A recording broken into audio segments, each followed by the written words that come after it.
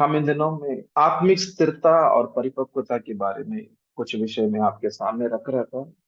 इस हफ्ते में मैं आपके सामने 3 सेशन लिया हूं। मैं आत्मिक स्थिरता और परिपक्वता के बारे में। तो आपके सामने हम जो गलतियों का पत्री 4 का अध्याय 19 का पद से मैंने तो कम से कम 2 घंटे के लिए बात की हूं। मैं तो उस गलतियों का पत्री 4 का अध्याय 19 का पद के अंदर में देखते हैं कि कैसे मेरे बालकों करके जो पौलुस बात कर रहा था, तो वहां पर एक आत्मिक संबंध दिखाई दे रहा था और वहां पर पिता का हृदय दिखाई दिया करके तो हमने बात किया। पर वहां पर जो संबंध के साथ साथ में अंदर का स्वभाव, अंदर का जीवन भी बदलाव होना, ये तो परमेश्वर का योजना है। इसलिए क्रिस्तु निर्माण होना, तो क्रिस्तु का स्वभाव स्वरूप आपके अंदर में जो निर्माण होना बहुत जरूरत है करके हम उस पद के अंदर में देख रहा था। पर ऐसा एक आत्मिक स्थिरता और परिपक्वता के अंदर में हर विश्वासी का जीवन जो खड़ा करना, ये तो परमेश्वर का महान योजना है। यदि हम स्थिर नहीं हैं तो हमारा जीवन ऊपर नीचे की रीति में ऐसा दिखाई देता है। एक दिन हम विश्वासी ही की तरह दिखाई देता है, तो दूसरा दिन में हम एक अविश्वासी के रीति में दिखाई देता है। हम एक दिन पवित्र हैं और दूसरा दिन पापी हैं। हम एक दिन हमारा मुंह से जो आशीर्वाद का शब्द निकलते हैं, दूसरा दिन गुस्सा का बातें या कुछ श्राप का शब्द हमारा मुंह से निकलते हैं। लोग हमारे ऊपर में आधार नहीं हो सकते, लोग हमारे ऊपर में विश्वास नहीं कर सकते। कलीसिया के अंदर में एक छोटा काम भी हमारा हाथों में पास्टर नहीं देते हैं, क्योंकि हमारे ऊपर में विश्वास नहीं कर सकते। हमारा घर के अंदर में भी जो पत्नी को देखते तो पति का मन में एक विचार, तो ये पत्नी को मैं ये काम नहीं दे सकता हूँ, सब तो मैं ही करना है करके सब कुछ वो काम करते हैं, क्योंकि पत्नी उतना एक विश्वास योग्य नहीं है। ऐसा ही पत्नी सोचते हैं, ये पति के ऊपर में आधार होना कुछ भी फायदा नहीं है, सब काम मैं करना पड़ेगा मेरे बच्चों के लिए करके सब काम वो करते हैं। और दोनों विश्वासी भी हो सकते हैं। तो घर के अंदर में देखना कि हम अपना पत्नी ही तो मेरे ऊपर में या ऐसा पति के ऊपर में आधार नहीं होने का परिस्थिति है। बच्चे लोग भी जो उनका पिताजी को, माँ को देखते हैं, इससे और अच्छा है कि मेरा अजी को, अजोबा के ऊपर में, मेरा ग्रैंडफादर ग्रैंड मदर के ऊपर में आधार हो जाएंगे, क्योंकि वो लोग मेरे लिए कुछ काम करेगा। सो ऐसे बच्चे लोग भी आधार नहीं हो सकते, बच्चे लोग विश्वास भी नहीं कर सकते। ऐसा परिस्थितियों के अंदर में आज बहुत विश्वासियों का परिवार जो दिखाई दे रहा था, और इसके अंदर में क्या उसका उत्तर क्या है बोलते तो कई समस्याओं का उत्तर है हमारा अंदर का जीवन बदलाव होना, रूपांतरण होना। यही एक ऐसे कई समस्याओं का उत्तर वही है। यदि हम बाहर बाहर में कितना भी हम कोशिश करें, कितना भी हम काउंसलिंग करें, कितना भी हम बैठे प्रार्थना करें, नहीं, तो अंदर का स्वभाव बदलाव होना, तो उसके द्वारा ही हमारा हमारा बाहर का जीवन भी एक स्थिरता के अंदर में, एक परिपक्वता के अंदर में आ जाते हैं। और जहां पर स्थिरता है और जहां पर परिपक्वता है, वहां पर ज्ञान दिखाई देता है। ज्ञान बोलते तो समस्याओं के मध्य में परमेश्वर का योजना क्या है, परमेश्वर का सॉल्यूशन, उत्तर क्या है, वो हमको पता चलेगा। और परमेश्वर का वचन कितना जानते हैं नहीं है, पर वो जानकारी लिया हुआ वचन को इस्तेमाल करना, तो जहां पर समस्याओं का उत्तर हमको मिल जाते हैं उसको बोलते हैं ज्ञान। तो एक ज्ञानी व्यक्ति बन जाएगा, और ज्ञानी व्यक्ति एक समाधान को लेकर आने वाला व्यक्ति हो जाएगा। तो उस वचन को देखकर हम आगे चलेंगे। मत्ती सुसमाचार का 5 का अध्याय 9 का पद को देखेंगे। धन्य है वे जो मेल करवाने वाले हैं, मतलब इसको मेल करवाने बोलते, तो इसका अर्थ जहां पर झगड़ा होते हैं वहां पर ये व्यक्ति आके मेल कराते हैं दोनों को। जहां पर भी झगड़ा होने का एक वातावरण दिखाई दे रहा था, वहां पर ज्ञान का शब्दों को रिलीज करेगा, ताकि वहां पर झगड़ा ही ना हो। ऐसा काम करने वाला जो व्यक्ति है, और इस रीति में यदि पति रहे तो वो घर के अंदर में झगड़ा आगे नहीं चलेगा, हो सकते हैं पर वो आगे नहीं चलेगा। यदि पत्नी ऐसा रहते हैं तो उस पति के साथ में उतना ऐसा झगड़ा नहीं दिखाई देता है, और सास लोगों के साथ में या कुछ आजू बाजू लोगों के साथ में उतना झगड़ा के विषय नहीं दिखाई देता है। और कहाँ पर भी झगड़ा होने का जो ऐसा कुछ विषय होते तो भी वहां पर मेल करने के लिए उनका मन का विचार, और समाधान में लेकर आने के लिए उनका मन का विचार, और कहाँ पर भी नम्रता में आने के लिए उनका मन का विचार, उनका बातों को एक नम्रता के अंदर में लेकर आने का विषय, और उनका बातें या उनका विचार, हर विषय को जो प्रभु का वचन के अधीन में और पवित्र आत्मा का अधीन में लेकर आना ज्ञान है। वो शरीर के अनुसार में चलते तो वहां पर झगड़ा तो हो जाएगा, पर तुरंत वहां पर एक तो उनके अंदर में इतना परिपक्वता होते, मेच्योरिटी रहते हैं कि वो नहीं नहीं, मैं ये बातें बोलते तो वहां पर झगड़ा होने वाला है, तो उनका बातों को कम करेगा और ज्यादा सुनेगा, उनका बातों को कम करेगा और अंदर अंदर में बहुत फिल्टर करेगा और पवित्र आत्मा का अधीन में लेकर आने का एक्सरसाइज, एक स्पिरिचुअल एक्सरसाइज बोलते तो एक आत्मिकता का जीवन दिखाई देगा, ताकि उनके अंदर का विचार, उनका मुंह का शब्द, सब विषय परमेश्वर का अनुसार में रहे और वहां पर झगड़ा होने का संभावना है पर वहां पर मेल को लेकर आएगा, वहां पर समाधान को लेकर आएगा और वहां पर झगड़ा ना होने का विषय के अंदर में लेकर आएगा। एक ऐसा ज्ञानी की रीति में व्यवहार, तो वहां पर व्यवहार करेगा ताकि संबंधों के अंदर में ना टूटने का काम हो जाए। मतलब जहां पर झगड़ा होते हैं, जहां पर गुस्सा होते हैं, वहां पर संबंध टूट जाते हैं। संबंध बनाना बहुत समय लगते हैं, टूटना 1 मिनट का काम है। संबंध बनाना बहुत समय का काम रहते हैं, बहुत दिनों सालों भर हमको काम करना पड़ते हैं, पर संबंध टूटने के लिए 1 मिनट का काम है, 1 सेकंड का काम भी हो सकते हैं, एक शब्द का काम भी हो सकते हैं। क्या मूर्खता की रीति में ऐसा बोलते तो क्या मुझको मूर्ख बोला क्या, तो वहां से संबंध टूट सकते हैं। तो इसलिए हर शब्द, उनका मुंह से जो शब्द निकलेगा वो शब्द को बहुत ख्याल रखेगा, उनका मुंह का शब्दों को ख्याल रखेगा, उनका मन का विचारों को परमेश्वर का वचन का अधीन में रखेगा। उसको बोलते हैं ज्ञान। हमको कितना बाइबल कॉलेज में गया, हम कितने साल बाइबल कॉलेज को पढ़ाई किया, हमने कितने सालों के लिए बाइबल को पढ़ा, इसके ऊपर में आधार नहीं है। हमको कितना जानकारी है, उसको कितना हमने इस्तेमाल किया, उसके ऊपर में आधार है। इसलिए बोलते हैं यहाँ पे मेल करवाने वाले करके बात कर रहा था। इसका जो अर्थ है मेल करवाने वालों का जो अर्थ है, तो इसका जो ऐसा कुछ ग्रीक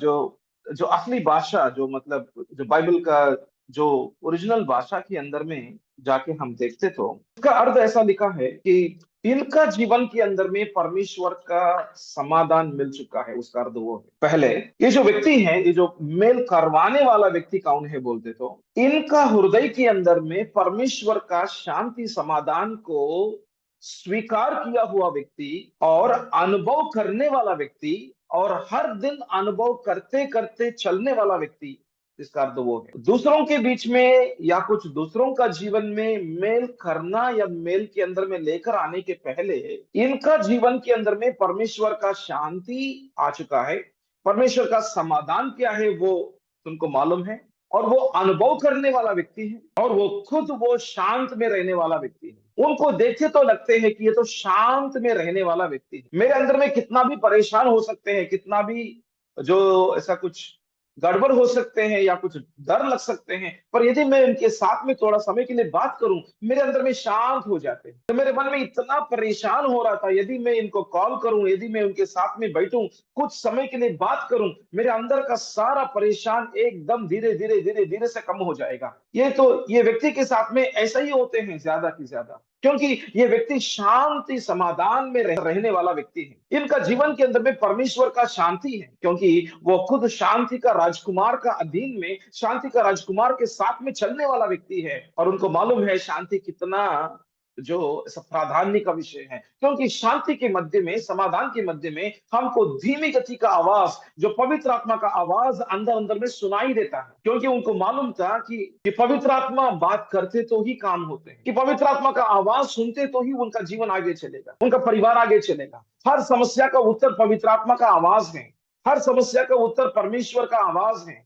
कि परमेश्वर का वचन हमसे बात करना है। इसलिए एक ऐसा वातावरण को मेंटेन करते हैं, एक ऐसा वातावरण को अंदर में मेंटेन करते हैं ताकि प्रभु का आवाज को सुने, क्योंकि आवाज सुनते तो ही हम आगे चल सकते हैं। उनके साथ में मतलब आत्मा के अनुसार में चलने वाला व्यक्ति, जो उनको मालूम था कि शांति समाधान कितना प्राधान्य का विषय है। दूसरा विषय है, ये जो ऐसा मेल करवाने वाला व्यक्ति के अंदर का दूसरा विषय है कि उनका ध्यान दूसरों के ऊपर में भी लगते हैं, उनका चारों ओर में भी शांति समाधान रहना है करके वो ऐसा बहुत कुछ प्रयास भी करते हैं। मतलब जहां पर भी थोड़ा सा तकलीफ हो रहा था, जहां पर भी कुछ झगड़ा होने का संभावना दिखाई दे रहा था, वहां पर उनसे बात करेगा, देखो आप ये बातें बोलते तो, आप ऐसा कुछ बातें बोलते तो यहाँ पर ऐसा कुछ काम होने वाला है, आप ध्यान दे दो। तो मतलब शांति समाधान को चारों ओर में रखने के लिए भी ये व्यक्ति काम करेगा, क्योंकि उनको मालूम था कि शांति समाधान कितना मूल्य है, उनको मालूम था। और परमेश्वर का काम उस घर के अंदर में और परमेश्वर का काम दूसरों का जीवन के अंदर में होने के लिए भी उनको मालूम था कि शांति समाधान कितना ऐसा प्रामुख्य का विषय है। तो मैं आपको और अच्छे समझाने के लिए कोशिश करूंगा कि हमको मालूम था उत्पत्ति का पहला अध्याय के अंदर में कि प्रभु ने 6 दिन के लिए जो प्रभु ने सृष्टि किया था, पर 7वां दिन क्यों सब्बात दिन के अंदर में लेकर आया प्रभु ने? सब्बात का मतलब है, सब्बात का दिन का मतलब है शांति का दिन है, समाधान का दिन है, जो पवित्र दिन है और प्रभु के लिए अलग किया हुआ दिन है, कुछ भी काम ना करने का दिन है और कुछ भी जो अपने आप से कुछ करने का कुछ भी नहीं है उसके अंदर में। तो जहां पर कुछ भी काम नहीं होते हैं वो शांत हो जाते हैं वहां पे। ऐसा ही हमारा मन का विचार कुछ भी नहीं था, कुछ भी लहर नहीं उठ रहा था, समुद्र के ऊपर में लहर उड़ते हैं, ऐसा ही भी कुछ भी लहर हमारा विचार भी नहीं उठ रहा था। वहां पर एक धीमी गति की रीति में, एक शांत का वातावरण की रीति में दिखाई देता है, जहां पर प्रभु का आवाज सुनाई देता है, आदाम आ जाओ मेरे पास। तो 8वां दिन में प्रभु ने क्या किया? तो 8वां दिन में प्रभु ने आदाम को इस्तेमाल करना चालू किया था। 7वां दिन सब्बात का दिन है, तो 6वां दिन जो प्रभु ने सृष्टि किया हुआ दिन, तो मतलब प्रभु ने सृष्टि किया मनुष्य को, पर 7वां दिन एक समाधान का दिन के अंदर में लेकर आया। 8वां दिन में देखते तो प्रभु उनको इस्तेमाल करना चालू किया। बोलते तो जहां पर समाधान है वहां पर ही प्रभु किसी को इस्तेमाल कर सकते हैं, क्योंकि शांति का राजकुमार केवल शांत का समय में ही वो काम करते हैं, शांति का एक वातावरण में काम करते हैं। इसलिए हम मत्ती सुसमाचार के अंदर में भी हम देखते हैं, जहां पर यीशु मसीह ने उनका चेलों को जो भेजते हैं, जाओ तो जाके सुसमाचार बताओ, और बोला आप जिस शहर में जाएगा तो उस शहर में एक शांत में रहा जो परिवार को ढूंढो। शांत में रहते हैं, वो घर शांति का घर है, हाउस ऑफ पीस बोलते हैं, वो घर शांति का घर है। उस शांति का घर में प्रवेश करो और उस घर में रहो, और वो घर मेरे से शांति में है, मतलब ऐसा हम ऐसा एक संबंध में है, मेरे से एक संबंध में है। उनका पापों को क्षमा मिल चुका है, इसलिए उनका साथ में मेरा शांति समाधान के जीवन के अंदर में चल रहा था। और उस घर के अंदर में प्रवेश करो, उस घर में रहो, और उस घर के अंदर में मैं जो बोलता हूं तो वहां पर आप तो उनको सिखाओ या उनको ऐसा बोलो, और उस घर को केंद्रित करो और उस घर के द्वारा उस सारा शहर को आशीष करने का काम करो। सो हम यहां पर भी देखते हैं शांति का घर, मतलब परमेश्वर जहां पर शांति समाधान रहते हैं वहां पर उनका काम को चालू कर देते हैं। मेल करवाने वाला व्यक्ति को मालूम था शांति समाधान में खुद उनका जीवन में रहेगा, और दूसरों के साथ में भी, मतलब उनका परिवार के अंदर में भी शांति समाधान रहने के लिए वो ऐसा बात करते हैं। देखो देखो, सुनो सुनो सुनो, इसके पीछे मत जाओ, ऐसा करो तो वैसे करो, ऐसा करो वैसे करो, बोलते तो वो जो ऐसा कुछ घर के अंदर में भी शांत का वातावरण के अंदर में एक शांति का घर की रीति में रहते। तो प्रभु इस्तेमाल करना चाहते हैं ये घर को, प्रभु इस्तेमाल करना चाहते हैं मेरे घर को करके। वो पति क्या करेगा? उनका घर को शांति का घर के अंदर में लेकर आएगा। जब पति का जीवन ऐसा होते तो वो पूरा घर एक शांति का घर के अंदर में लेकर आ सकते। जब पत्नी का जीवन भी ऐसा होते तो वो घर एक शांति का घर के अंदर में रहेगा, मेंटेन हो जाएगा। जब पति पत्नी दोनों इस शांति और समाधान का ऐसा कुछ जीवनों के अंदर में रहेगा, जब एक प्लेटफॉर्म को तैयार करेगा, वहां पर परमेश्वर का काम चालू होने के लिए, हालेलुया, प्लेटफॉर्म तैयार हो रहा था, प्लेटफॉर्म तैयार हो रहा था। और उस घर के अंदर में किसी को भी प्रभु भेज सकते हैं, उनका भविष्यवक्ताओं को भेज सकते हैं, उनका प्रेरितों को भेज सकते हैं, उनका पास्टरों को भेज सकते हैं, तो उनका इवेंजलिस्ट को भेज सकते हैं, सुवार्ता बोलने वालों को भेज सकते हैं, उनका दास लोगों को भेज सकते हैं, और हमारा घर को आशीष कर सकते हैं। इसलिए प्रभु ने बोला जब आप उस शांत का घर को छोड़ेगा ना, तो छोड़ने के पहले शांति को रिलीज करके जाओ, आशीर्वाद करके जाओ करके बोल रहा। यदि भविष्यवक्ता आएगा तो उस घर के अंदर में उस भविष्यवक्ता को एक गिलास पानी देते तो उसका प्रतिफल मिलेगा, ऐसा प्रभु ने बोला।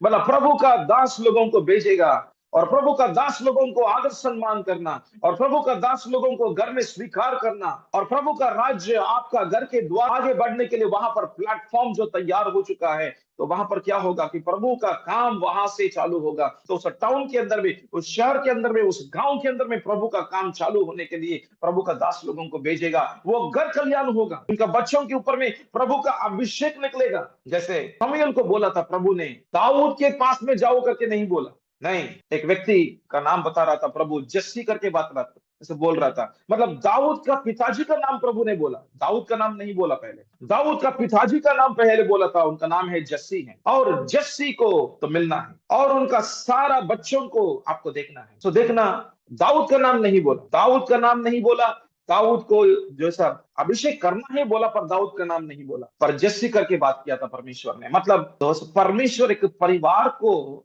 आशीष करने के लिए उस घर का मालिक का नाम को उठा रहा था। परमेश्वर उस घर का मालिक का नाम को उठा रहा था, इसलिए हवा के पास में नहीं आया था पहले परमेश्वर।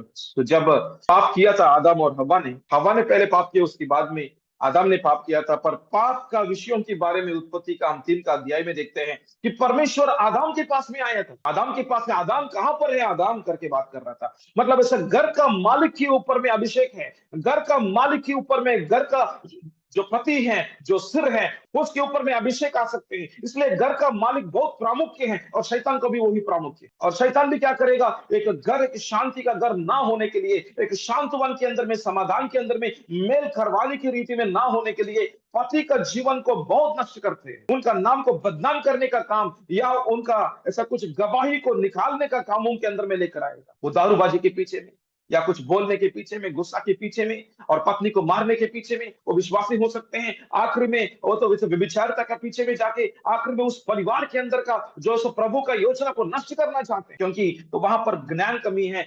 तो वहां पर समाधान के अंदर, परमेश्वर के साथ में जो समाधान में और शांति में, समाधान में चलने का जीवन नहीं है, क्योंकि उनको नहीं मालूम है कैसे जो प्रभु का वचन को, जो उनको मालूमात हुआ था, कितना प्रकाशन उनको मिला, उसको कितना इस्तेमाल में ना लेकर आने की वजह से उनका जीवन के अंदर का गवाही नहीं था, एक शांति का घर की रीति में नहीं था। वो खुद प्रभु का शांति में, समाधान में ना चलने वाला व्यक्ति था। उनका पत्नी को कैसे, उनका परिवार को कैसे शांति समाधान में रखना है उनको नहीं मालूम था, और उनका पत्नी के अंदर में भी उतना ज्ञान नहीं होते तो क्या होगा, वो पूरा घर एक शांत का घर की रीति में नहीं रहेगा। और परमेश्वर का योजना है उस घर को इस्तेमाल करने के लिए, पर बहुत दुख की बात है कि वहां पर झगड़ा ही होते रहे, और यहाँ पर मेल करने का विषय नहीं दिखाई दे रहा था। पर यहाँ पर देखते हैं कि पहला विषय है कि वो खुद, उनका जीवन मेल मिलाप में, या परमेश्वर के साथ में एक मेल के अंदर में, एक समाधान के अंदर में, शांति के अंदर में रहना उनको बहुत प्रामुख्य का विषय है। और दूसरा, उनका चारों ओर में उनका घर को एक शांति का घर के अंदर में रखने का काम उनके द्वारा होते हैं। और तीसरा विषय है कि परमेश्वर का सुसमाचार शांति का सुसमाचार है, गॉस्पेल ऑफ पीस, शांति का सुसमाचार। मतलब आपका जीवन और परमेश्वर का बीच में एक शांति को लेकर आते हैं क्रूस के द्वारा। ये सुसमाचार को दूसरों को भी बोलते हैं, तो खुद उनका जीवन एक शांत में रहते हैं, और दूसरा उनका परिवार को, उनका घर को एक शांत में रखते हैं, तो शांति का घर बन जाएगा। और जब ये बनते हैं, उनको प्रभु इस्तेमाल करेगा बाहर में, कि शांति का राजकुमार कौन है, यीशु का बारे में अच्छा सुसमाचार दूसरों को भी बोलेगा। सुसमाचार, अच्छा समाचार, शांति का समाचार। आपके अंदर में जो भी झगड़ा चलते हैं, या आपके अंदर में जो भी घबराहट होते हैं, डर होते हैं, आपके अंदर में जो पाप के ऊपर का जो लड़ना होते हैं, आपके अंदर में पाप को ना विजय पाने का जीवन होते हैं, हारने का जीवन है, निराश का जीवन है, ये सब कुछ के अंदर से आपको स्वतंत्र करके आपको शांति समाधान में लेकर आएगा। वो केवल शांति का राजकुमार यीशु मसीह वही है, एकमात्र जीवित परमेश्वर है, जो आपके लिए इस दुनिया के अंदर में आया, जो सब भेजा गया, और वो परमेश्वर का पुत्र है, जो क्रूस के ऊपर में आपका पापों के लिए क्रूस पर मरे हैं। और आप विश्वास करते तो शांति का राजकुमार आपके अंदर में प्रवेश करके आपके अंदर में शांति समाधान को लेकर आएगा, करके ये शांति का राजकुमार का अच्छा समाचारों को दूसरों को बोलने के लिए उनके अंदर में पवित्र आत्मा काम करेगा, उनके द्वारा भी पवित्र आत्मा काम करेगा, और उस व्यक्ति के द्वारा, उस पति के द्वारा उनका खुद का जीवन आशीर्वाद होगा शांति में, और उनका परिवार को आशीष करेगा, उनका शांति का जैसा कुछ मेल करवाने का, जैसा ज्ञान का कामों के द्वारा, ज्ञान का शब्दों के द्वारा, और कुछ व्यवहार के द्वारा। और इस परिवार को प्रभु इस्तेमाल करेगा दुनिया के अंदर में, उनका समाज आशीर्वाद होगा, उनका घर का आजू बाजू लोग आशीर्वाद होगा, उनका आजू बाजू लोगों का घरों के अंदर में झगड़ा होते तो भी ये जैसा परिवार के द्वारा वो परिवार भी आशीर्वाद होगा। और ये चालू हो रहा था एक व्यक्ति के अंदर से, ये चालू हो रहा था आपके अंदर से। जब तक आपका जीवन जो प्रभु के साथ साथ में शांति समाधान में आना केवल काफी नहीं है, यहाँ पे आते तो हम आते हैं बहुत सालों के पहले ही, जब हम यीशु मसीह को अपना प्रभु करके स्वीकार किया तो तभी हमारे अंदर में पापों का क्षमा होकर हमको शांति मिला। प्रेज द लॉर्ड, बहुत अच्छा है। पर शांति समाधान में हर दिन रहना है, उसके लिए ज्ञान का जरूरत है, उसके लिए प्रभु का वचनों को इस्तेमाल करने का जरूरत। और गुस्सा, ये जो घमंड के अंदर में चलने का, कामों के अंदर में हम शांति में, हम समाधान में नहीं रह सकते। और जहां पर आदाम का स्वभाव रहते हैं वहां पर शांति में नहीं रह सकते हैं। जहां पर सुई का विषय दिखाई देता है वहां पर जल्दी में हमको चोट पहुंचते हैं, चोट आ जाते हैं। कोई भी हमको बोलते हैं, रे विजय, रे बोला मुझको, रे मैं डॉक्टर हूं, मैं डॉक्टर बोलना है सिस्टर। देखो हम कितना, हमारा अंदर का घमंड कैसे निकलते हैं। क्या डॉक्टर विजय, क्या डॉक्टर विजय बोलते, क्या है डॉक्टर विजय सर बोलो। देखो कितना घमंड है मेरे अंदर में। एक डॉक्टर, हाँ तो सिस्टर ऐसा ही बोलना है। और सिस्टर को बोलते हैं, सिस्टर जाके इंजेक्शन करो, वो इंजेक्शन नहीं करते हैं एक 5-10 मिनट के लिए। क्या सिस्टर 5-10 मिनट के लिए मेरे बातों को नहीं सुना आपने। देखो कितना घमंड है। शायद वो सिस्टर कुछ और काम कर रहा होगा, कुछ और इमरजेंसी का काम कर रहा होगा। देखो मेरा काम करना है, पहले मेरा काम करना ही है वहां पे। यदि नहीं करते हैं उस सिस्टर को सस्पेंड कर देता हूँ, क्योंकि मैं हॉस्पिटल का इंचार्ज हूँ, मैं कुछ भी कर सकता हूँ। तो देखना मेरा घमंड के अंदर में कितना कितना काम होते हैं। अपना स्वयं का विचार, स्वयं का कामों के अंदर में हमारा अंदर का स्वभाव दिखाई देता है कि ऐसा लगता है कि वो सिस्टर बोलते हैं कि एक दिन देखते तो डॉक्टर बहुत शांत में है और दूसरा दिन बहुत गुस्सा वाला है, तो हमारे ऊपर में आधार नहीं हो सकता। और ऐसा परिस्थिति यदि कुछ विश्वासी का घर के अंदर में दिखाई देता है तो एक दिन शांत है, दूसरा दिन झगड़ा है, और एक दिन शांत है, दूसरा दिन कुछ तो परेशान। पर ऐसा नहीं है। हमारा जीवन प्रभु के साथ में एक शांतपन के अंदर में हर दिन चलने का जीवन के अंदर में होते तो तब उनका जीवन आशीर्वाद है। उनका परिवार एक शांति का समाधान के अंदर में रहा हुआ परिवार होगा, और उस परिवार के द्वारा समाज के अंदर में भी आशीर्वाद का काम होगा। आमीन, हालेलुया। पर ऐसा होने के लिए, ये तो सब कुछ बोलने के लिए बहुत अच्छा है, ये तो सुनने के लिए भी बहुत अच्छा है। अरे प्रभु ऐसा होते तो बहुत अच्छा रहता है। और प्रभु हमको इस्तेमाल करना, हमारा परिवार को इस्तेमाल करना, यही हमको चाहिए। पर ऐसा होने के लिए कुछ कामों को हमारा जीवन में देखना चाहिए, कुछ विषयों को हमारा जीवन में हमको देखना है। स्थिरता और परिपक्वता के अंदर में हमारा जीवन रहने के लिए, हमारा जीवन आने के लिए और हमारा जीवन चलने के लिए एक मुख्य विषय भी है। हम उसके भी हमको सीखना पड़ेगा। उसके लिए हम देखेंगे, इब्रानियों को पत्री को निकालेंगे, उसका 13 अध्याय 17 पद को भी पढ़ेंगे। दूसरा जो उस रेफरेंस को देखेंगे, 1 कुरिन्ती का 4 का अध्याय 14 से लेके 17 पद। एक और वचन को देखेंगे, 1 तेस्सलोनियन का 2 अध्याय 11 से लेके 13। तो इन 3 पदों के अंदर में हम ये देख रहा था कि कलीसिया का कितना प्रामुख्य का विषय है। एक विश्वासी का जीवन एक परिपक्वता में, या स्थिरता और परिपक्वता, इसके बारे में हम बात कर रहे थे। एक विश्वासी का जीवन स्थिरता और परिपक्वता में आने के लिए कलीसिया का बहुत बड़ा भूमिका है। तो कलीसिया का काम बहुत कुछ है इसके अंदर में। तो हमको ये मालूम होना और ये हमारा अंदर में, हमारा स्मरण में रखना है कि मैं अकेले अकेले आत्मिकता के अंदर में मैं नहीं बढ़ सकता हूं। मैं कितना भी परमेश्वर के साथ में संबंध में आ सकते हैं, पर मेरे लिए परमेश्वर कलीसिया को रखा है। हम ये 3 पदों के अंदर में देखते हैं कि कलीसिया का भूमिका, कलीसिया के द्वारा एक विश्वासी जीवनों के अंदर में परमेश्वर कैसे काम किया, हम यहाँ पे देख रहा था। हर विश्वासी को जो यीशु के साथ में संबंध में आने से पवित्र आत्मा क्या कर रहा था, कलीसिया के अंदर में जुड़ा रहा था। ये पवित्र आत्मा का काम है। हम 1 कुरिन्थियों का 12 अध्याय 13 पद में देख सकते हैं।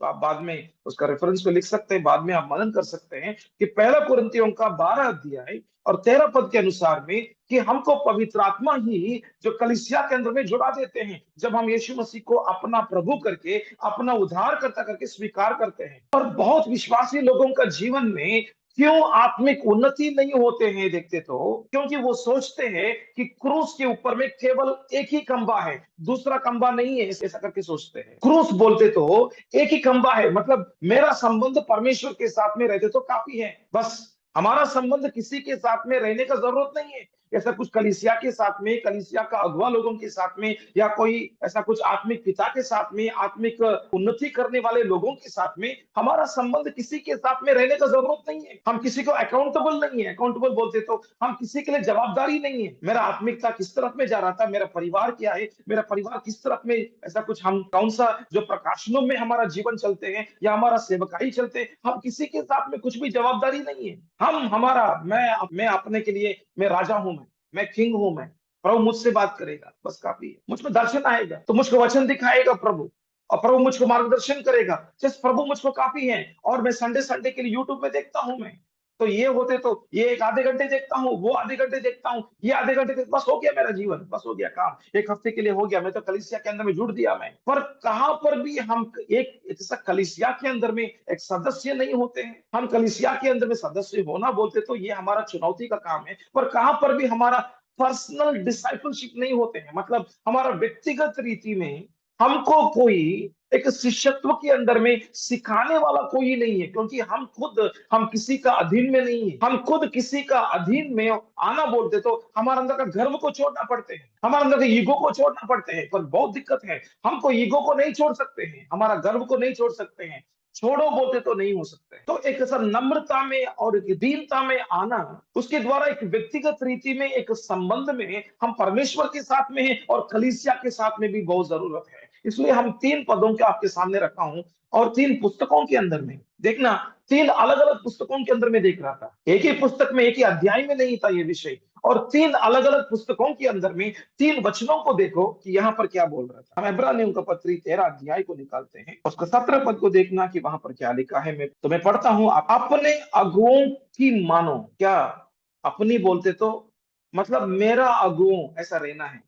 अपनी बोलते तो मेरा एक अगुआ रहना है। हर एक विश्वासी को एक अगुआ रहना है। हर एक विश्वासी एक अगुआ का अधीन में आना, वो तो प्रभु का वचन का अनुसार में है। और वो अगुआ एक आत्मिक पिता का हृदय रहना है उनके अंदर में। एक कंट्रोल करने का, एक कमांड डिमांड करने का विषय नहीं दिखाई देना है, पर एक पिता का हृदय रहना है उनके अंदर। एक अगुआ का अधीन में अपनी बोलते तो मतलब उनके साथ में मेरा व्यक्तिगत संबंध चल रहा था। मेरे अंदर का जीवन मैं ऐसा खुला करके उनके साथ में बात कर सकता हूँ। मेरा कुछ गुप्त बातें भी उनके साथ में मैं शेयर कर सकता हूँ।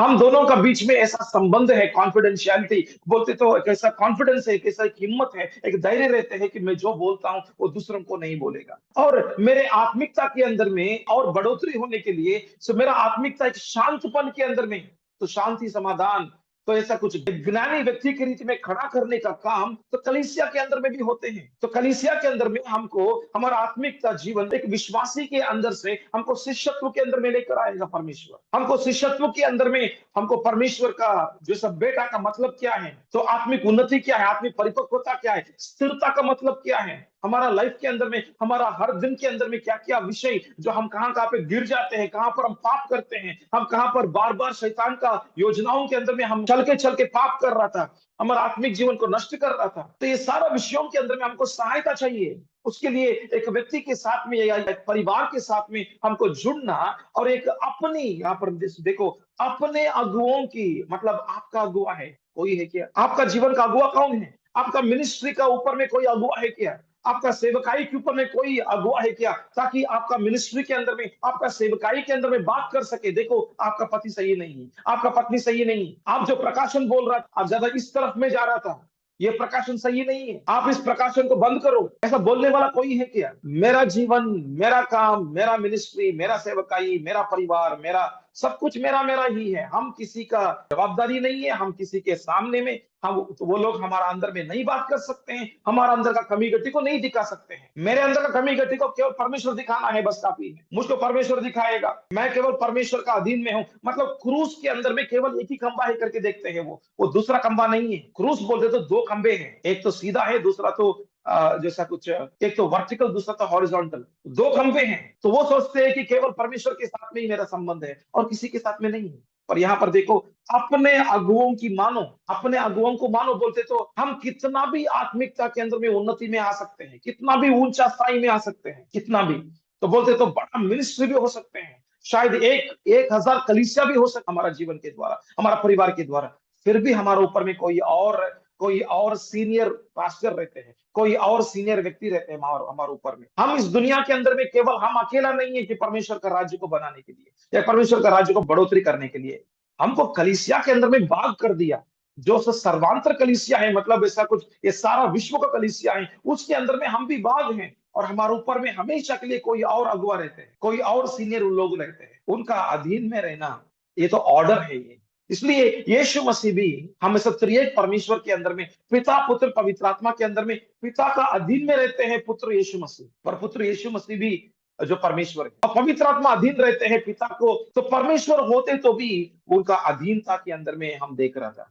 ये तो परमेश्वर का योजना है, ये तो परमेश्वर का एक ऐसा एक निर्माण है, पर इसको हम नहीं समझते हैं। इसको ना समझकर हमारा परिवार के अंदर में इसका समस्या को लेकर आते हैं। हमारा परिवार के अंदर में देखते तो पत्नी जो पति का अधीन में नहीं आते, ऐसे पत्नी सोचते हैं मैं क्यों अधीन में आना है, जैसे मेरे पति को, मेरे पति बोलते हैं ये ऐसा काम करो, बोलते तो मैं क्यों करना है वो काम, मैं नहीं करूंगा, अपने आप का विचार के अंदर में करूंगा मैं।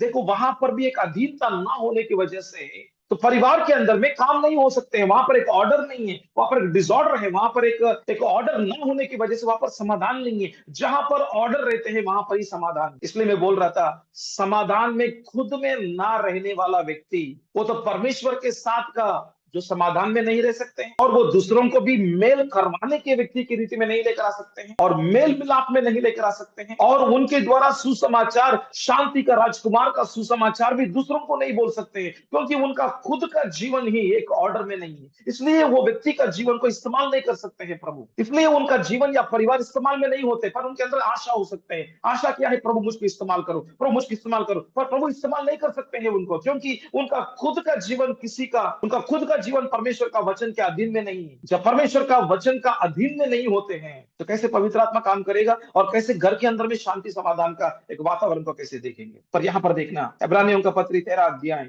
हम 17 पद को देख रहा था, अपने अगुओं की मानो, अपने अगुओं बोल रहा था, यहाँ पे अगुआ नहीं अगुओं, तो बोलते थे एल्डर्स करके बात कर रहा था, मतलब प्लूरलिटी, यहाँ पर एक से बढ़कर एक करके यहाँ पे बात कर रहा था। मतलब एक कुछ अगुओं का अधीन में रहने से हम सेफ है, सेफ बोलते तो समाधान में रहते हैं, मतलब हमको सुरक्षित रीति में, हमको सब लोगों के सामने हमारा जीवन को नहीं खोलना है, कुछ लोगों के साथ, शायद एक परिवार हो सकता है, पास्टर है, पास्टर का पत्नी है, तो वो दोनों अगुआ लोग हैं, तो उनका अधीन में रहना और उनके साथ में बात करना, एक व्यक्तिगत रीति में उनके साथ में व्यवहार करना, और उनके द्वारा करेक्शन बोलते तो हमारा अंदर में कुछ कमी घटी है उसको निकालने के लिए भी इजाजत करना या परमिशन कर देना, ओपन करना, उसके द्वारा क्या होगा मालूम, हमारा अंदर का कमी घटी निकलना वो तो चालू हो जाएगा। तो मैं विश्वास करता हूं कि प्रभु हमको हमको ठीक कर सकते हैं, और ये भी मैं विश्वास करना चाहता हूं कलीसिया के द्वारा प्रभु ठीक करेगा। हर दिन प्रभु के साथ में चलते चलते तो प्रभु मेरे अंदर में बात करेगा, और कलीसिया के द्वारा भी मेरे अंदर में बात करेगा। तो यदि यदि कलीसिया का कुछ भी ऐसा काम नहीं होते तो क्यों प्रभु कलीसिया को खड़ा करते, तो क्यों प्रभु कलीसिया को जो ऐसा निर्माण करते। और यीशु मसीह आरोहण होने के बाद में, मतलब ऐसा कुछ तो क्रूस पर मरा और तीसरा दिन जी उठा, 40 दिन के इस दुनिया के अंदर में रहा, और वो ऐसा स्वर्ग में आरोहण होने के बाद में जो सब पहला काम इस दुनिया के अंदर में किया वो तो कलीसिया को निर्माण किया, कलीसिया को खड़ा किया है, और अगुआ लोगों को खड़ा किया है, और पूरा कलीसिया के अंदर में काम करने का विषय दिखाई दे रहा था, क्योंकि परमेश्वर कलीसिया के द्वारा उनका काम कर रहा था इस दुनिया के अंदर। तो एक विश्वासी का जीवन के अंदर में आत्मिक उन्नति होने के लिए कलीसिया या एक ऐसा एक व्यक्तिगत रीति का संबंध बहुत जरूरत की बात। और यहाँ पर आगे में चलेंगे, इब्रानियों का पत्री 13 अध्याय 17 पद, और उनके अधीन रहो, मतलब अपना अगुओं को मानो बोलते तो स्वीकार करो, उनको प्रभु ने वहां पर खड़ा किया करके स्वीकार करो, उनको उस स्थान में प्रभु ने खड़ा किया करके स्वीकार करो, मानो, उनका बातें जो आते हैं आपकी तरफ से उसको स्वीकार करो, मानो। यदि ना मानते हैं क्या होगा, तो आशीर्वाद नहीं मिलेगा, एक ही विषय है, क्योंकि हमको मालूम है कि प्रभु का वचन के अनुसार में उनका आवाज को सुनकर उसके अनुसार में चलते तो आशीर्वाद है। हमने भजन संगीता पहला अध्याय में बहुत बार पढ़ा होगा, हमने पहला पद, दूसरा पद, तीसरा पद हमने बहुत बार पढ़ा होगा, पर हमने बहुत बार सुना भी होगा कि यदि आप पाप करने वाले लोगों के बीच में बैठेगा, सुनेगा, चलेगा तो क्या होगा, आपका जीवन आशीर्वाद नहीं होगा। तो आपका जीवन यदि प्रभु का वचनों को दिन और रात मनन करने की रीति में रहेगा और प्रभु के साथ साथ में चलेगा, तो आपका जीवन पेड़ के समान में इतना आशीष होगा, वो आशीष होगा, आपका हाथों का काम सफल होगा। हमने बहुत बार देखा, पढ़ा, सुना, और आशीर्वादों के अंदर में शर्तों रहते हैं। आशीर्वाद केवल प्रभु का वचन को सुनना, उसके अनुसार में चलने से ही आशीर्वाद है, और वो ज्ञानी का जीवन है, और उनका घर एक पहाड़ के ऊपर में या कोई पत्थर के ऊपर में खड़ा हुआ घर है। हम मत्ती सुसमाचार 7 का अध्याय में देखते हैं, जहां पर जो व्यक्ति जो प्रभु का आवाज को सुनेगा, उनका वचनों को पालन करेगा, उसका अनुसार में मानेगा, चलेगा, उनका जीवन, उनका घर एक पत्थर के ऊपर में खड़ा हुआ घर की रीति में रहेगा। उसके ऊपर में कितना भी आंधी तूफान आ सकते हैं, वो स्थिर की रीति में रहेगा, वो तो ना हिलने वाला जीवन की रीति में रहेगा। अस्थिर का जीवन हिल जाएगा, स्थिरता का जीवन ना हिलेगा, क्योंकि वो सुनकर मानने वाले व्यक्ति है, वो सुनकर चलने वाला व्यक्ति है, उसको बोलते हैं ज्ञानी व्यक्ति बोलते हैं। और जहां पर ज्ञान है वहां पर शांति रहते हैं, और जहां पर शांति है वो खुद एक शांति का व्यक्ति बन जाएगा और उनका परिवार भी शांति का घर बन जाएगा और उस घर के द्वारा सुसमाचार, जो शांति का सुसमाचार, वो दूसरों को भी पहुंच सकते हैं। और उसके लिए देखो अगुवा लोगों को भी जरूरत है, उसके लिए देखो ऐसा कलीसिया का जरूरत है। और जहां पर जो व्यक्ति, जो विश्वासी कलीसिया से हट जाते हैं, मतलब कलीसिया के साथ में लिंक नहीं रहते, ये मेरा अनुभव में हम देख रहा था कि वो व्यक्ति का आत्मिक जीवन आगे नहीं बढ़ रहा, वो व्यक्ति को आशीर्वाद नहीं दिखाई दे रहा था, वो व्यक्ति का आत्मिक जीवन के अंदर में उन्नति नहीं दिखाई दे रहा था, वो व्यक्ति के द्वारा सेवकाई आगे नहीं चल रहा था, कितना भी कोशिश करे वो सेवकाई के अंदर में आगे नहीं जा रहा, उनका जीवन जैसे है वैसे ही चल रहा था और थोड़ा बहुत इधर उधर कुछ तो करते हैं। तो यहाँ पर हमको प्रभु का वचन का अनुसार में चलेगा, वहां पर ही पवित्र आत्मा काम करेगा। ये हमको हमारा लाइफ में कभी भी हमको नहीं भूलना। आप कितना भी बड़ा सेवक हो सकते हैं, कितना भी बड़ा सेवकाई आपके पास में हो सकते हैं, कितना भी विश्वासी बड़ा विश्वासी हो सकते हैं, इसके आपको आपको कभी भी नहीं भूलना है कि प्रभु नीतिमान है और प्रभु का काम केवल वचन के अनुसार में ही होते हैं। यदि मूसा भी कितना भी प्रभु के साथ में चलने वाला व्यक्ति हो सकते हैं, पर जहां पर प्रभु ने कुछ काम बोला, ये ऐसा करो बोलते तो वैसे नहीं करते, तो उनको उसका पर्यवसान को देखना पड़ते। जो यूदा जो प्रभु के साथ में है, यीशु मसीह के साथ में है, पर जब उनको अपना विचार में शैतान के अनुसार में चला गया, उसका पर्यवसान उसको देखना पड़ते हैं। हालेलुया। और पौलुस और बरनबास दोनों जो प्रभु का दास लोग हैं, कितना अच्छा दास लोग है, दोनों के ऊपर प्रेरिताई का बुलाहट है। प्रेरित बोलते तो बहुत अनुभवशाली है, अनुभवों का अंदर में चलने वाला प्रभु का दास लोग है। और कितना सालों के लिए वो दोनों अच्छे से रहा था, पर एक और व्यक्ति की वजह से दोनों की तरफ में देखते तो दोनों अलग हो चुका है। देखना, जहां पर प्रभु का वचन का अनुसार में काम नहीं होते हैं, जहां पर प्रभु का वचन को इस्तेमाल नहीं होते हैं, वहां पर विभाजन होते हैं, वहां पर विभाजन दिखाई देता है। जैसे कुरिन्थ का सभा के अंदर में देखो कि लोगों का बीच में विभाजन दिखाई दे रहा था, क्योंकि प्रभु का वचन का इस्तेमाल नहीं था। हम इस नया नियम के बारे में बात कर रहे हैं, तो इसलिए प्रभु का वचन के अनुसार में चलना बहुत जरूरत है। हमको प्रभु का कृपा है, दया है, पर प्रभु का नीति, न्याय और ऐसा प्रभु का पवित्रता भी है। इसलिए प्रभु का भय में और प्रभु का जो अधीन में और प्रभु का वचन के अनुसार में हमारा जीवन खड़ा करते तो ही हमको पवित्र आत्मा का द्वारा हमको मार्गदर्शन और सर्व सच्चाई के अंदर में चलने का जीवन दिखाई देता है। तो इसलिए यहाँ पर बोल रहा था, अधीन रहो। अधीनता हमारा अंदर का स्वभाव के ऊपर में आधार है। अधीनता हमारा अंदर का स्वभाव के ऊपर में आधार है। यहाँ पर होते हैं विषय, हमेशा कुछ स्थिरता और परिपक्वता के अंदर में बात कर रहा था। हम ऐसा कुछ स्थिरता में आने के लिए अंदर का स्वभाव बदलाव होने का जरूरत है। जहां पर प्रभु का वचन को तिरस्कार करेगा, जहां पर प्रभु का सेवकाई करने वाला या कुछ सेवक लोगों का बातों को तिरस्कार करेगा, वहां पर प्रभु का काम नहीं दिखाई देगा, उस व्यक्ति का जीवन के अंदर में नहीं दिखाई देगा। क्योंकि कोरिन्थ का सभा के अंदर में देखो, उस कोरिन्थ का कलीसिया के अंदर में जो पौलुस काम किया था, पर पौलुस का बातों को नहीं सुना, इसकी वजह से वहां पर विभाजन दिखाई दे रहा था कि पौलुस का मुंह के द्वारा कितना मूल्य शब्दों निकला होगा जो कोरिन्थ का सभा के अंदर में, और उनका बातों को ना सुनकर उसके ऊपर में ऐसा पौलुस के ऊपर में उंगली उठा रहा था। क्या आप प्रेरित है क्या आपके ऊपर में बुलाहट है क्या? तो मतलब न्याय करने का विषय, मतलब देखो कितना घमंड है उसके अंदर में, लोगों के अंदर में कितना आत्मिक घमंड है। देखो ऐसा पौलुस के जैसे ऐसा कोई महान दास के ऊपर में उंगली उठाने का काम चल रहा है। क्या आप प्रेरित है क्या आपके ऊपर में ये है क्या, वो है क्या, ऐसा करके बात कर रहा है। देखना कितना घमंड के अंदर में विभाजन दिखाई देता है, मतलब उनका मन का अनुसार का जीवन के अंदर में प्रभु पवित्र आत्मा का काम नहीं दिखाई देता है। इसलिए कोरिन्थ सभा के अंदर में इतना विभाजन है, इतना शरीर के अनुसार का कामों है। और कुछ लोग बोलते हैं हम तो सब पौलुस का लोग हैं, कुछ लोग बोलते हैं हम तो अपोलोस का लोग हैं। थिस्सलुनीके सभा को देखो, सभा कितना अच्छा था और सभा के अंदर में कितना विश्वास योग्यता का विश्वासी लोग था, क्योंकि उनका जीवन प्रभु का अधीन में है, उनका जीवन अगुवा का अधीन में है। क्योंकि पौलुस ही खुद बोला था, पहला थिस्सलुनीयन का जो दूसरा अध्याय का हमने देखा था, हम तो ऐसा कुछ 11 पद से लेकर 13 पद तक देखा था कि लोग ऐसा स्वीकार किया पौलुस को कि प्रभु के ओर से भेजा गया जो प्रभु का दास है। उनका मुंह से जो शब्द निकल रहा था, ये तो पवित्र आत्मा की ओर से, ये केवल मनुष्य का शब्द नहीं था, ये तो खुद परमेश्वर का शब्द था। और ये हमारा पिता था, क्योंकि उनको हृदय के अंदर पिता को हमने देखा और पिता के अंदर में इतना बोझ था बच्चों की तरफ से। और ऐसा एक आत्मिक अगुवा था, उनके साथ में जुड़ा हुआ विश्वासी, उनका साथ में जुड़ा हुआ कलीसिया आशीर्वाद हो रहा। तो कलीसिया विश्वासी आशीर्वाद होने के लिए एक ऐसा एक निर्माण स्ट्रक्चर है, कुछ फंक्शन है, कुछ काम है। तो हम ये विषयों के अंदर में देख रहा था। इब्रानियों का पत्री 13 और 17 पद के अंदर में अधीन रहो, ये अधीनता का काम स्वभाव के अंदर में आधारित का विषय है। और जो व्यक्ति सेल्फ में चलते हैं, जो व्यक्ति अपना स्वीय में बहुत खड़क की रीति में चलेगा, वो व्यक्ति अधीनता में कहां पर भी नहीं दिखाई देता है। खड़क व्यक्ति बोलते हैं उनको, स्ट्रांग व्यक्ति बोलते हैं उनके अंदर में सेल्फ विल बोलते हैं, अपना स्वीय इच्छा बहुत स्ट्रांग में रहते हैं, बहुत खड़क में रहते हैं। और वो व्यक्ति कभी भी कहां पर भी ऐसा नहीं दिखाई देता है कि वो किसी का अधीन में नहीं रहेगा, वो अपने आप के अंदर में ही जीते रहेगा, वो अपने आप में जिएगा। कहां पर एक कॉर्नर में बैठेगा या वो अकेले में रहते हैं उनका जीवन, और उनका जीवन किसी के साथ में जुड़ना और किसी के साथ में मेल मिलाप में आना या मेल के अंदर में रहना, एक संबंध में रहना, तो इसके अंदर में नहीं दिखाई देता। और ऐसा परिवार भी क्या है, उनका सब कुछ गुप्त विषय होते, सीक्रेट। वो विश्वासी का परिवार सब कुछ सीक्रेट, सब कुछ गुप्त है। अंदर अंदर में वो चार दीवारों के मध्य में ही पति पत्नी झगड़ा करते रहते हैं और बातें अलग अलग में होते रहते हैं, एकता नहीं दिखाई देता है। पर दूसरों के सामने, मतलब दुनिया के सामने सफेद कपड़ा पहन के बाहर में आते हैं, और उनका मुंह के ऊपर में एक ऐसा हसीयत को रखते हैं, स्माइल, ऐसा हसीयत को रखते हैं, हम बहुत अच्छे हैं, हमारा परिवार बहुत अच्छे है, हमारा जीवन बहुत अच्छे है, हम तो प्रभु का दास लोग हैं, हम तो प्रभु का लोग हैं, बहुत अच्छे हैं। बट अंदर अंदर में वो मिलकर सेवकाई भी नहीं कर सकते, मिलकर सेवकाई नहीं कर सकते, मिलकर प्रार्थना नहीं कर सकते हैं, मिलकर एक काम नहीं कर सकते हैं, पर सिर्फ जस्ट रहते हैं बस। और प्रभु का काम उनके अंदर में नहीं, नहीं हम मिलकर नहीं जा सकते। ऐसा परिस्थिति बहुत परिवारों के अंदर में दिखाई दे रहा था। क्यों? क्योंकि उनका जीवन कहां पर भी किसी का अधीन में नहीं है।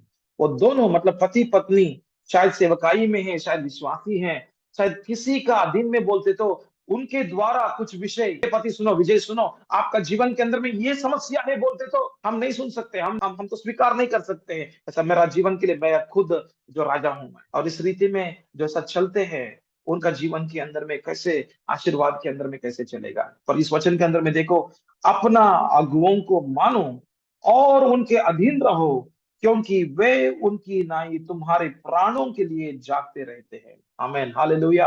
मतलब उस अगुआ के साथ में, अगुओं के साथ में एक पर्सनल व्यक्तिगत रिश्ता आते तो क्या होगा, आते तो क्या होगा, तो प्रभु उनका हृदयों के अंदर में बोझ देगा। उस आत्मिक अगुओं के अंदर में, आपकी तरफ में, मेरी तरफ से, फॉर एग्जाम्पल मेरा कोई आत्मिक पिता रहेगा, कोई आत्मिक अगुआ रहते हैं, कोई पास्टर रहते हैं, पास्टर का परिवार रहते हैं, मेरा संबंध उनके साथ में ऐसा गहराई में चलते चलते तो मेरा जो पर्सनल बातें उनके साथ में मैं शेयर कर रहा था, और एक कॉन्फिडेंशियल बातें हैं और किसी को शेयर करने का विषय नहीं है, किसी को बोलने का विषय नहीं है, पर वो मेरे लिए प्रार्थना करेगा तो उनके अंदर में प्रभु बोझ देगा और उनको जागने के लिए बोलेगा। वो सुबह सुबह 4 बजे मेरे बारे में भी प्रार्थना करेगा, प्रभु उनके साथ में बात करेगा और मेरे साथ में बात करेगा, ताकि मेरा आत्मिक उन्नति आगे बढ़ेगा, आत्मिक जीवन आगे बढ़ेगा, ताकि मेरा आत्मिक उन्नति हो जाए। देखना, परमेश्वर कलीसिया के द्वारा काम करना चाहते हैं, ऐसा कलीसिया के द्वारा, उनका अगुआ लोगों के द्वारा काम करना चाहते हैं। जैसे कुरनेलियस को प्रभु इस्तेमाल किया और कलीसिया के अंदर में अन्य लोगों को जो अंदर में लेकर आया पतरस के द्वारा। सो देखो, पतरस को इस्तेमाल कर रहा था लोगों को उनका राज्य में, उनका शरीर के अंदर में एक होने के लिए। और जब यीशु मसीह दूसरा आगमन में आएगा, तब ये कलीसिया उठेगा, और ये कलीसिया के अंदर में ये जो लोगों के द्वारा, मतलब उनका अपना अपना अगुआ लोगों के द्वारा, अपना लोगों के द्वारा प्रभु काम किया और इतना विश्वासियों को जमा किया और उनका कलीसिया को उठाकर लेकर जाएगा। और ये काम हो रहा था कलीसिया के अंदर में। और जहां पर हम कलीसिया के साथ में जुड़ते नहीं, पर वहां पर हमारा व्यक्तिगत रीति में एक पर्सनल डिसाइपलशिप, तो बोलते तो हमारा व्यक्तिगत रीति में जो जो शिष्यत्व के अंदर में हमारा परिवार जब आएगा, वहां पर आत्मिक उन्नति, स्थिरता और परिपक्वता के अंदर में भी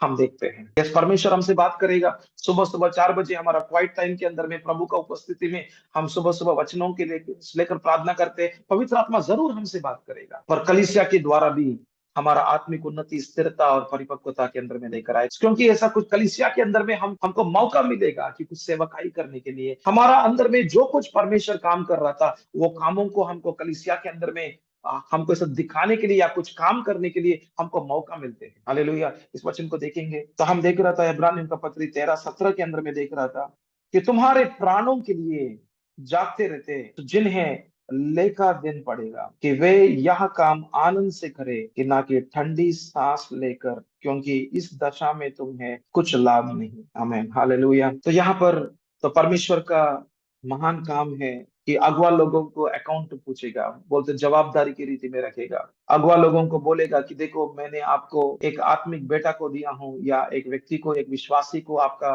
अधीन में लेकर आया हूं मैं, और वो व्यक्ति भी अधीन होना चाहते हैं, और वो व्यक्ति भी जो ऐसा को नम्रता में, दीनता में आना चाहते हैं, तो मैंने आपके पास में लेकर आया, और आप उनको देखभाल करना है और उनके ऊपर में जवाबदारी लेना है और उनको अविश्वास योग्यता की रीति में उनको देखभाल करना है करके प्रभु इस अगवा लोगों के साथ में भी बात करते हैं, उनके अंदर में प्रकाशन देते हैं, उनके अंदर में ज्ञान देते हैं, उनके अंदर में बोझ देते हैं, उनके अंदर में उद्देश्य देते हैं। उसके द्वारा क्या होगा, वो विश्वासी का जीवन आशीर्वाद होगा, और प्रभु दोनों का अंदर में काम करते हैं। सो दोनों विश्वासी के अंदर में, प्रभु विश्वासी के अंदर में काम कर रहा था, अगुआ के अंदर में भी काम कर रहा था, ताकि उन दोनों का संबंध ठीक से रहे और उन दोनों के द्वारा प्रभु का राज्य का काम उनका जीवन में, उनका परिवार में शांति का राजकुमार का काम उनका जीवन में, परिवार में और बाहर में भी उनका राज्य का काम आगे बढ़ने की रीति में कलीसिया को इस्तेमाल करना चाहते हैं।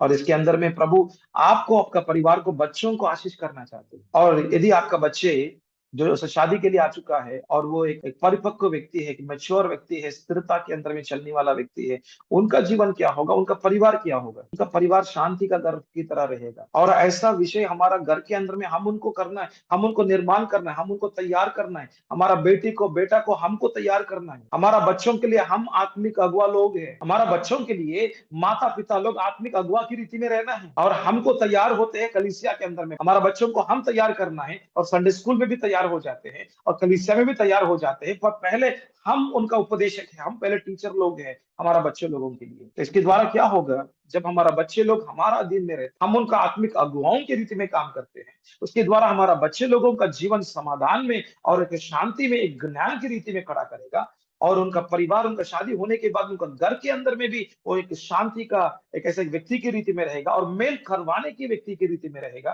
और उनका जीवन परिवार आशीर्वाद होगा। आमीन, हालेलुया। आइए हम प्रार्थना करेंगे। प्रभु यीशु मसीह, आपको हम धन्यवाद करते हैं। आज हम इब्रानियों का पत्री, प्रभु हम 13 अध्याय, हम 17 पद के अनुसार में प्रभु देखने के लिए आपने सहायता किया, और इसके पहले प्रभु हमने मत्ती सुसमाचार 5 का अध्याय 8 पद के अनुसार में प्रभु मेल करवाने वाले व्यक्ति, और प्रभु एक शांति का घर और शांति का जो राजकुमार का प्रभु सुसमाचार इस दुनिया के अंदर में, समाज के अंदर में, और प्रभु बोलने के लिए हमको इस्तेमाल करना चाहते हैं पिता। प्रभु यीशु मसीह, हम सब लोगों को प्रभु आपके हाथों में समर्पण करते हैं, हम सब परिवारों को आपके हाथों में समर्पण करते हैं, हम सबको आप स्थिरता के अंदर में, प्रभु अस्थिर का जीवन से स्थिरता के अंदर में, और प्रभु छोटे बच्चों की रीति में नहीं, प्रभु एक बेटा का रीति में, प्रभु एक परिपक्वता का, प्रभु आया हुआ विश्वासियों की रीति में आप करने के लिए प्रार्थना करते हैं, ताकि हमारा जीवन परिवार आनंद में, शांत में रहे। प्रभु सारा आदर महिमा आपको देते हैं, यीशु का नाम से मांगते हैं, आमीन।